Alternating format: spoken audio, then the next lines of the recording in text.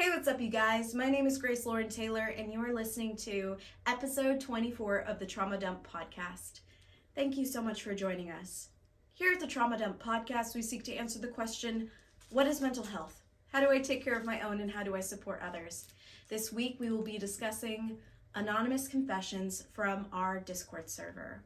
So, we have a Discord. I know I talk about it every single episode, and I can't stress it enough. There's over 200 people on there who anonymously share what they're going through. And for this episode, I thought it would be a great idea for people to share their anonymous confessions in the Anonymous Confessions channel and talk about what they're going through, and for me to provide maybe some insight, some support, some advice, maybe, and also share what I'm going through.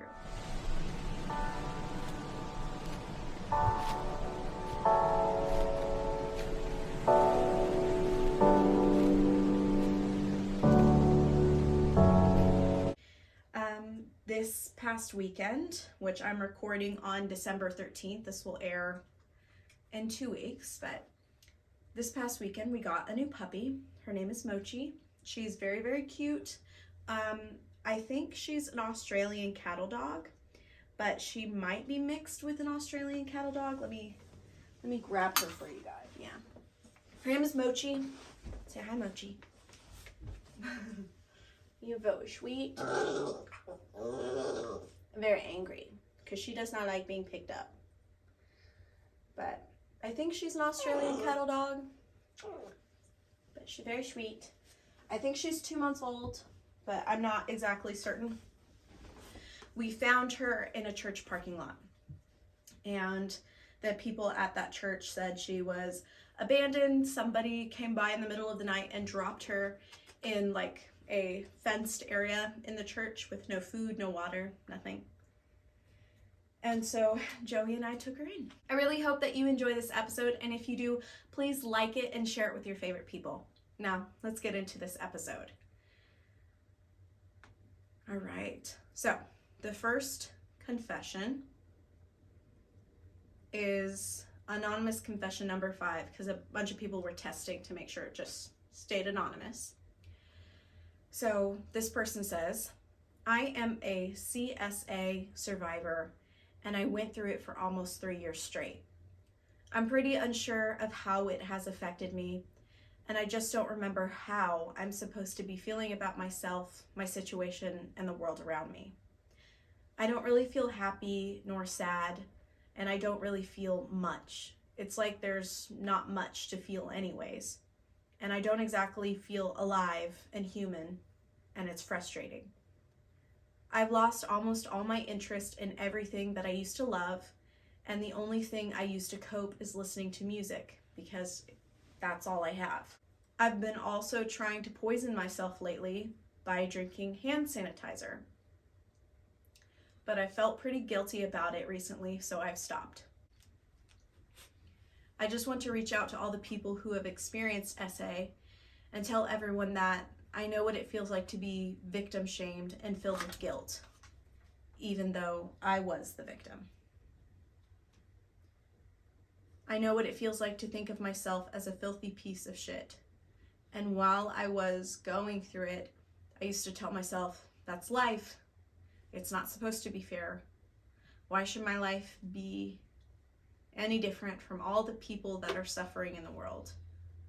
But everyone is human, and I want to tell everyone that if you thought the same way as I did, you are capable of acknowledging that you aren't alone, and there will never be a time where you will be. And they gave a little heart. I want to first and foremost say thank you for sharing. I am sorry that you were abused. You didn't deserve it. And the way that you're coping now, I'm glad that you're still here. I'm glad that your attempts have failed. I'm glad that you're still alive. And I want you to continue to be alive. You know, I'm not a mental health professional. Okay, big disclaimer. I'm just a person who has gone through trauma. And this platform is so that people can talk about their trauma. Once I'm finished reading all of these, I'm gonna share some resources for everyone. But a really big resource at the top is the crisis text line, which is 988. You can call or text anytime, day or night, and they're open 24/7. So if you feel like you are in a crisis in the US, please either call 911 or 988. The next anonymous confession is confession number 7. I've been really struggling with my relationship. I feel him growing distant, and I don't know what to do. We live together, share finances, have cats. I don't want to lose him, but more importantly, if I do, I'm scared of doing life on my own. I rely on him a lot. I rely on him for a lot, and I feel like I may not be doing enough. I relate to this one a lot. My partner has depression, and I have bipolar disorder, and he's very avoidant, and I'm very anxious, right, with our attachment styles. And when it all comes down to it, it's so cliche to say, but if it's meant to be, it will be. And sometimes one of the most amazing things to happen in your life can be a breakup. And I'll say that firsthand. I've been through a lot of toxic relationships where I felt my partner getting distant, and now I'm in a much better relationship, a much more safe relationship, where I don't have to worry as much, and even if he gets distant and needs time to himself, that's okay. You know, it sounds like what you need to have is a conversation with this person, is to sit down and talk it out. Talk about how you feel. Use I feel statements. I feel distance between us, and I want to know if you feel the same. Talk it out, share how you feel, share what you're going through. And it's not really ever a matter of if you're doing enough or not doing enough or doing too much, really. What I would recommend is starting to focus on yourself, not what you lack, but what you have. Start being grateful for the talents, the gifts that you have, your physical abilities. Work on some self-care, start journaling. Those always really help me when it comes to being mindful of myself, my situation, because how I perceive a lot of things may not actually be how they are. He could be going through a lot, I'm assuming his gender. Oh, they said him. He could be going through a lot right now, and he may not feel he can share it with you. I don't know why, but that could be something that's going on. So I really suggest talking it out. All right, this is anonymous confession number 9. When I was younger, I was going through a really hard time. I was trying to get away from a toxic person, and also a family member was seriously sick. Unfortunately, I'm not the type of person to be really open about how I feel and expressing my thoughts. I turned to self-harm because I thought it was the only way people dealt with these types of problems. My mom found out, and when my dad asked me where the scars on my arm were from, I said I got them from sports, but obviously not. I guess he knew I was lying because my mother later walked up behind me and pulled up my sleeves. Now when I think about it, it must have been horrible to find out your young child was hurting themselves, and I wish I never did. And I wish I could say things are 100% better now, but I know that I won't hurt myself again. At least I'm not at that point.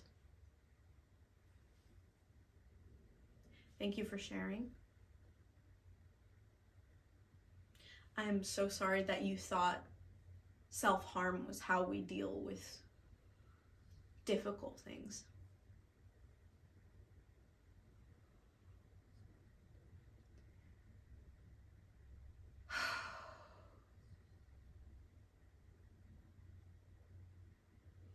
I want to applaud you for being conscious of how your parents perceive you hurting yourself. And a recommendation I would have, if you ever feel like self-harming again, is texting us in the Discord server talking about how you're feeling, but also to open up to your parents on what you're going through and ask for help. Ask to talk to a therapist and ask for help with solutions to this feeling, because a lot of the times when we self-harm, it's trying to make those hurt feelings real, almost. And I'm really glad that you don't want to hurt yourself again.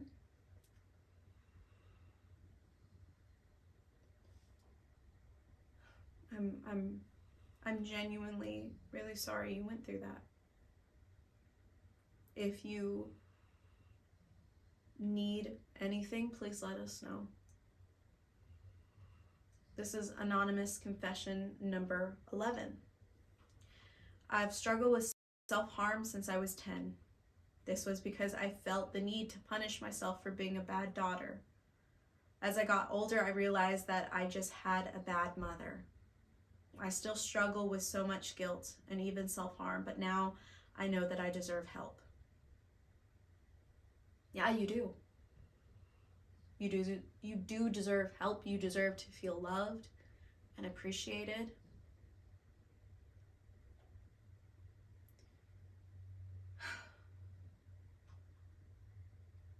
I'm sorry that you're struggling with that. This is Anonymous Confession 13. From 3rd grade to about 6th grade, I was bullied for my weight. How I did not develop an eating disorder is beyond me. They also bullied me for some other stuff. In 4th grade, I was exploring my sexuality, and I could feel that 2 people who bullied me in 3rd grade did not like that, and I basically lived in fear for the whole year till we went into quarantine, and I had to spend some time away from them.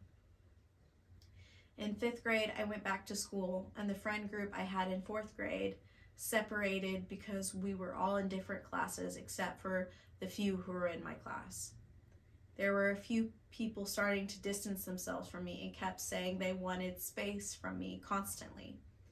I overthink a lot, so this added so much unnecessary stress. So I switched friend groups to a better friend group. I had a lot of friend drama because my main 2 friends I've known since kindergarten were online for 5th grade. 6th grade was a pretty good year because I had my kinder friends back in the fire SS who wanted space, caused more drama. Then came 7th grade last year when everything got so bad that I turned to self-harm. I keep it to myself for the most part except for one of my close friends. This year I've been self-harming off and on, and the times in between are longer. I told one of my other friends who I found out also self-harms, and we've been helping each other. I wish I could say I know that I can stop on my own, but I know I need help. The idea of help is scary to me because I know that my parent will have to find out, and I'm scared to disappoint them. Okay. Mochi break. Mochi break. Mochi break. Mochi loves you. Okay, you go, Mochi. All right. I'm glad that you have someone who knows what you're going through and can support you. Please let your parents know. Please. I know it will hurt at first, but from what I can ascertain, Your parents do love you. And I know your friends love you. And sometimes people come into our lives just to teach us a lesson about who we should avoid. And it sounds like you have some pretty good friends now. So I'm really happy for you on that. This is Anonymous Confession 14. I'm an SA survivor, and it happened at a pretty young age. I think 7 or 8. But I know after that happened, I changed a lot. I stopped talking. I stopped smiling. I went numb. I started self-harming at the age of 10, and I thought it was the only way to feel something. It was addictive. Nobody knows to this day. I haven't stopped, and I feel that guilt so much, and it makes me hate myself so much. I'm so sorry that you were sexually assaulted at a very young age. If it is safe for you, I would tell your parents. If it is not safe for you, I would tell a school counselor if you are in school, or I would tell a therapist, because you do not deserve that pain that you're enduring because of the trauma that was inflicted upon you. And for all of you guys who self-harm, a great way to stop is to start loving yourself with an abundance of love. To start showing yourself the love that you did not receive when you should have. To be your own advocate, to be your own best friend. It helps for me whenever I want to self-harm to visualize little me. I don't think a lot of people talk about how addictive self-harm is or can become.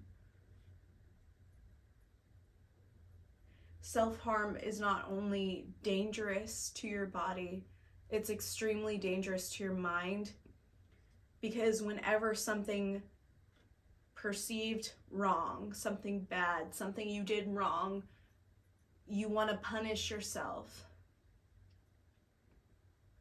And so you think the only way to remedy what you've gone through is to hurt yourself. Especially those of us that have been spanked as children. But that's not the case. No one ever deserves physical punishment. I don't care who you are. I don't care where you come from. No one deserves that abuse. You know, if you slap an old person, no matter if they're like related to you or not, that's called elder abuse, right? If you smack another person your same age, it's abuse. But why is it when you spank a child, it's not abuse? It is abuse. Let's stop hitting each other. Let's stop smacking our children. Let's stop hurting ourselves.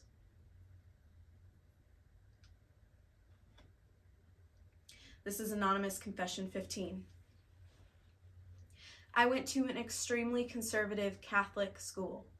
I remember a specific teacher who was always mad about something. Everything we did was in some way wrong. If we raised our hands and got the question wrong, she would get mad. But if we never raised our hands, she would get mad at us. Back then, I used to participate in class a lot, but she always made me and my classmates feel stupid for answering a question wrong. This made me a lot more insecure about raising my hand, and I almost never do it now. You should never feel like something or someone else is worth your health. I was raised to always respect people and things, but this teacher took it a step forward. Every time she yelled at us, she made it seem like homework and school was more important than anything in our lives. And while school is somewhat important, it's never worth your health.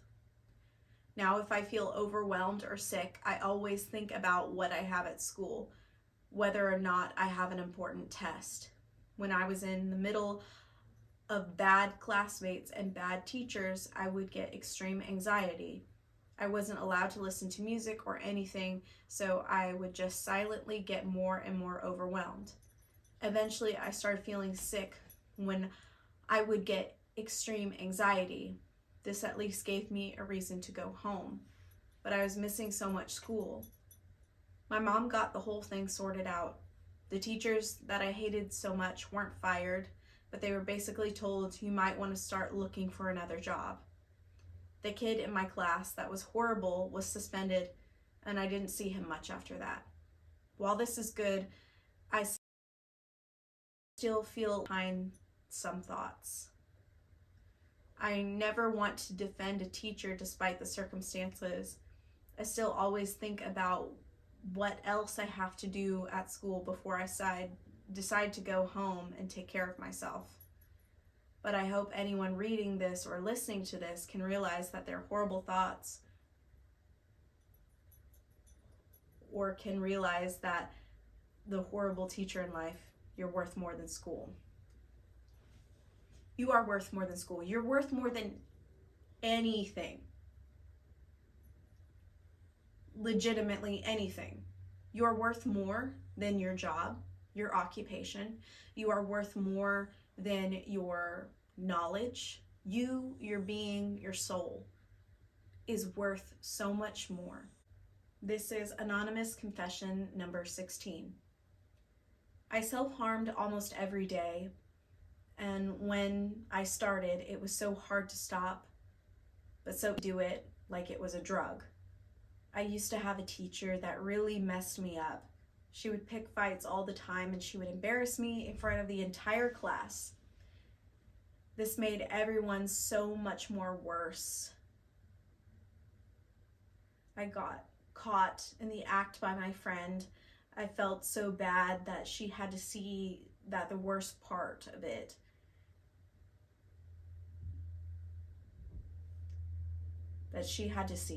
that the worst part is she did it once because she wanted to know what it would feel like. And that made me feel like I was a burden. I didn't want her doing that to herself. I felt so bad. Then when I developed bulimia, it was the lowest part of my life. One time I contacted 988 and said,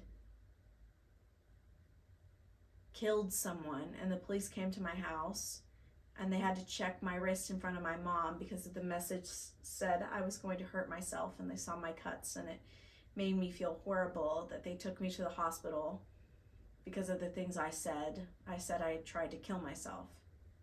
I'm much better now, and I'm glad it didn't work. I'm glad it didn't work too. I'm also very glad that you are so much better, and I'm glad that you contacted 988. Even though it can feel really embarrassing at first, right? When the people that we love find out that we're hurting ourselves. But in the long run, it's good that they know. I know so many people who have had family members that have committed suicide, and they tell me, the recurring thing that they tell me is that I wish I would have known. I wish I would have known they were struggling. If I would have known, maybe I could have done something. So yes, it does hurt to know that the people that we love are hurting themselves. But it's better for us to know so that we can keep them here than to not know and wish we could have kept them here. This is Anonymous Confession 17. My sister flew here to visit my dad for a few days, and for some reason she chose the last day to spend with me, even though I was pretty sure she knew I hated her, or at the very least disliked her. I don't know what to think anymore. Many weeks ago, I confirmed something really awful about her, and that was an extremely early childhood memory I've kept in my head all my life, but didn't know if it was real or if it was a dream. I was very little, and she had made me do sexual things to her, stuffed animals, and then to her. She's just generally a manipulative and rude kind of person, and it has driven me up the wall my entire life. I hated hearing her voice. I hated seeing her. I hated her very presence. And all I could think of was that she had done to me, and I genuinely couldn't fathom why she chose to be here and acted as though she missed me deeply and was proud of me. It really fucking sickened me and fucked with my head. This happens so often, these wishy-washy emotions where I feel like she's being genuine and she's really just this sweet person who wants to be my sister. And then I think back to a literal week ago when she said I was just like my mother because I ignored text messages from her. Or literally any other instance of me being confused on whether she's a good person. And I can literally just think back to a bit ago when I realized, oh wait, she's still horrible. It's really hard, and all it does is fuck up with my heartstrings because I want to be a good sister, and it's something I've dreamed of for so long, and she's not making it any better. And I don't know why she did this. I don't know why she specifically came to see me. She knows what she's done and how she's treated me for my whole life, and I don't know what this move from her is. I'm not with my mom or dad. I'm living at my aunt's, and it's really hard because I can't tell them why I don't like my sister. I'm very afraid of doing so. Even harder when I try to act normal in front of everybody when somebody who's caused so much shit in my life is standing right fucking across from me. I don't speak up, I don't yell, I don't do anything that would be causing a scene, but I couldn't help but zone out so much and be incredibly silent. No matter what I do, I draw attention to myself, and I don't want to talk about it at all. And it's really hard because not only do I feel like nobody will believe me, but if they did, what would happen? Would they hate me and blame me for ruining her reputation? I don't want to risk anything, and I'm afraid to talk about it.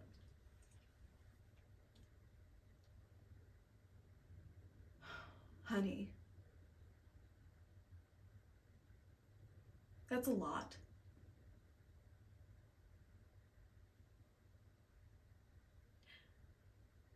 You are incredibly brave and incredibly strong for telling us all of this, and I want to thank you so much for opening up and telling us.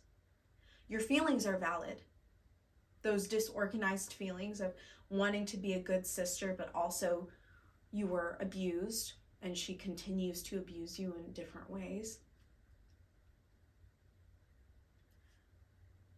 I am not a mental health professional. I strongly advise seeing one because genuinely, I don't know what to do in this. I don't. You know, Erin O'Brien, who has been on this podcast twice, and she will be on the next episode. She talks about chosen family versus chance family. And chance family is the family that you're born into just by chance. You can still become a good sister to someone else, to a best friend. If that is your dream, to be a good sister, you can still become one. You do not have to consider her your sister. Those can be separate. Because no one who loves you would treat you this way, and you know that in the bottom of your heart. You know that. And I desperately want to give you a hug right now. I'm so sorry you went through that. You didn't deserve it.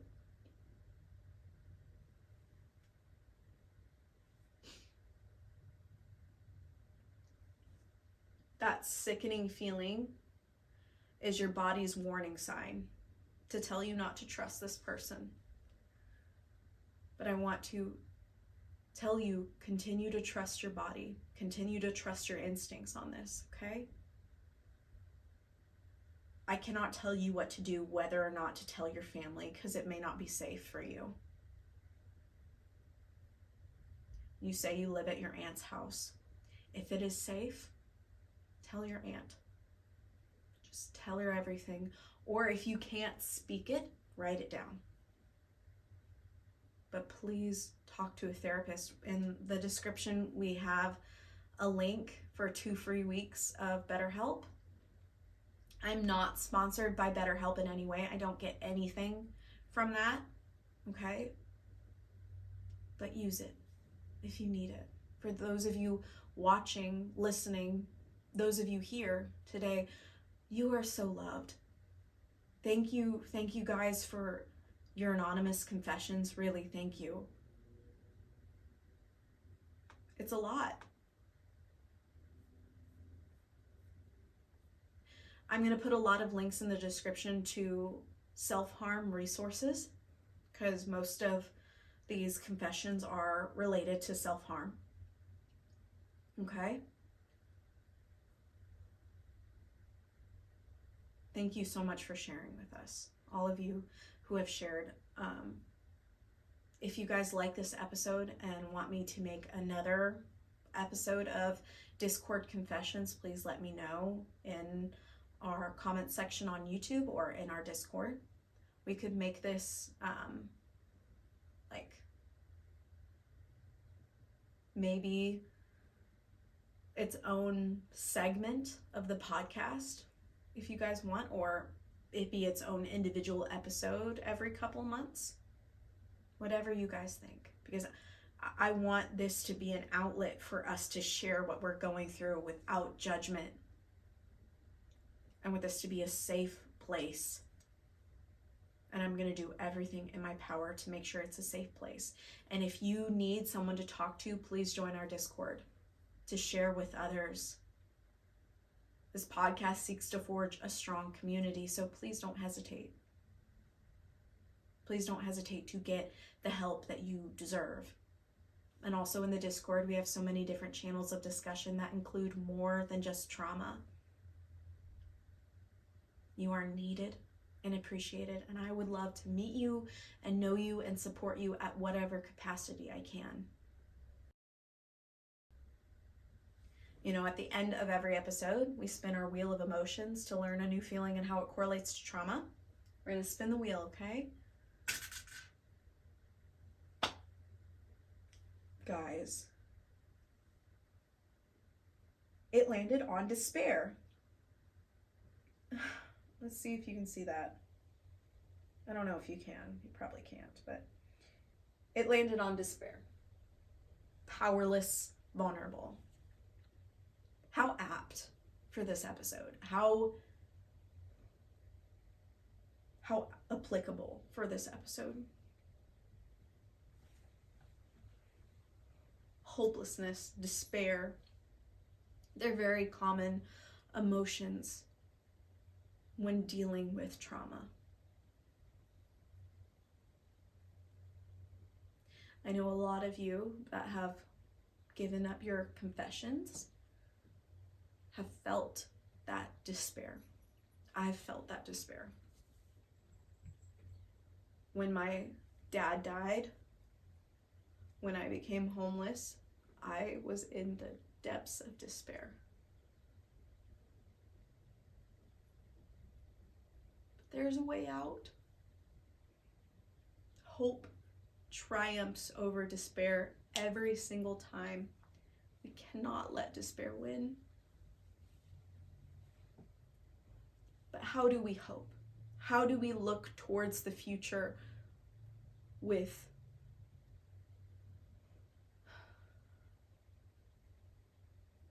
positivity? How do we look towards the future with hope? It's showing compassion for the past and understanding for our present. For our present, understanding what we are going through right now, continuously giving ourselves compassion, love, and enduring. Now, I don't mean enduring by continuing to stay in an abusive situation. I mean, enduring through the pain, acknowledging the pain, processing the pain, and continuing forward. Sharing what you're going through, providing support to others, and continuing to love yourself because you deserve it. There is no one else like you on this earth. No one. And what a beautiful thing to have you here. I want to give a special thanks to all of our Discord users and all the people that have shared in this episode. Thank you. Thank you so much. You did great. You guys did great. Okay? I want to ask you to continue to seek support on the Discord server. If you'd like to support our podcast, we have a Patreon. We also have a bonfire where you can get custom apparel, which this shirt, the Be Kind to Your Mind, is a shirt that I have designed. All right, I tie-dyed it. And on the back, it says Trauma Dump Podcast. If you want to support the podcast, you can get a shirt designed by me. Any support helps us out a lot, so if you feel compelled to, please like, subscribe, and share the show. Remember, you are capable of a fulfilling life in spite of your circumstances and your trauma. May you rise again from the ashes and be filled with peace, hope, love, joy, and understanding. I'll see you guys in the next episode. Bye.